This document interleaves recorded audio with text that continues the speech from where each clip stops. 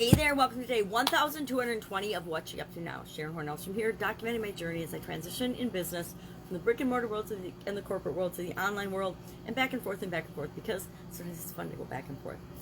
I'm doing some new projects this year that involve a lot more broad reach than just the online world. So working on that, it's a really, really fun project. Exciting, putting together a board of directors, which is always fun. And today our idiom for supersize your business was in a nutshell. So in a nutshell, how do you supersize your business in a nutshell? How do you create what it is that you want in a nutshell, meaning how do you summarize it? How do you laconically, which means of course using a description that involves the fewest number of words, or using a minimum of words is laconically. And I think it's funny because it's such a long word. It's longer than in a nutshell, I think. I'd have to figure out the numbers. Anyway. So in a nutshell was our idiom and our expression today for supersize your business. So I described, well, how do you supersize your business in a nutshell?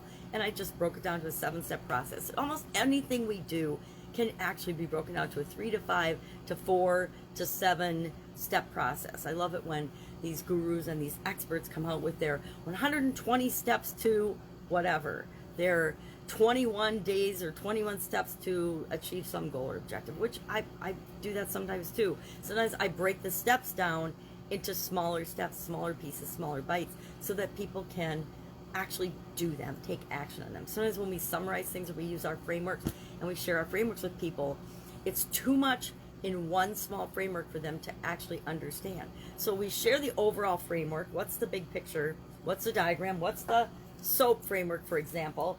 And then we teach them by breaking it down piece by piece by piece. And so maybe our 4-step framework is actually a 24-step, because there's 5 to 6 components to each thing, if you break it down and really teach it in a detailed way for people. But we still need that visual of the SOAP framework, the 4 steps to guide us when we don't need to think about all the details. It reminds me of engineering school. When I was in school, learning different engineering practices and principles and solving problems and things, you would have a framework for solving those problems. One of the ones I remember a lot from school in quality engineering was plan, do, check, act. Whenever you had to answer an essay question in their quality courses, you were expected to follow the format plan, do, check, act, and answer the questions accordingly. Number one, it made it easy for the professors to grade it, but it also made it easy for us to remember all of the components that needed to be involved in solving a problem or creating a solution, if we had the framework to go by. So in a nutshell, to me, means this is our framework, this is our guiding principles, this is our purpose, this is us in a nutshell. So I just shared that 7-step process, and then reminded people that on the Supersize Your Business free Facebook group page, there is an entire scavenger hunt. I don't know how many hours even it is of training, of step by step what any business needs to go through in order to supersize and grow and create the business they want. And so it makes sure they have all the components they need, because there's a lot more to building a business than just saying, hey, this is what I want to create, this is who I want to serve, this is the problem I'm going to solve for them, this is how I'm going to deliver my solutions, this is how I'm going to get paid, and how I'm going to continually improve and continue that process. Well, there's a whole lot of things involved in that, but we don't always necessarily have to think about all those things. Maybe you are a marketing whiz, you come up with this great idea, you decide that you're going to make it happen, and then you hire out and you bring in team members and team players to handle all the other aspects and areas of the business for you. And all you do is manage, or even better yet, you hire somebody to manage the entire process for you, be your CEO. So that was our Supersize Your Business idiom today. Our do one thing every day that centers you 365-day challenge, all about you. Was day 153 today, and we talked about formidable, being formidable, and it was a Nelson Mandela quote. I don't remember, but something about a good head and a good heart are always a formidable combination. Totally agree. And so today we're sharing what, how my good head led me to make a formidable, or how to act formidably today. Act formidably. I don't know if I ever act formidably. I think it's an interesting word. But that was our challenge for our 365-day challenge. The centering challenge, some days it's really easy, other days not so much. Today, I have no idea how I'm going to be formidable. I'm going to overcome my stuffy head, maybe, and maybe that in and of itself is formidable. Maybe overcoming my cold is a formidable act. We'll see.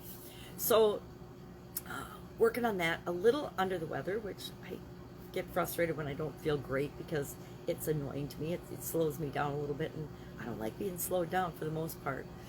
So maybe just standing up against my cold and I want to say it's allergies, but I don't want to say it's allergies. My whole life, one of my sisters is like, oh, I'm allergic to everything, and so are her kids, and she has allergies. And I kind of took the opposite approach and said, yeah, I'm not allergic to anything. Now, there are a couple things I'm actually allergic to,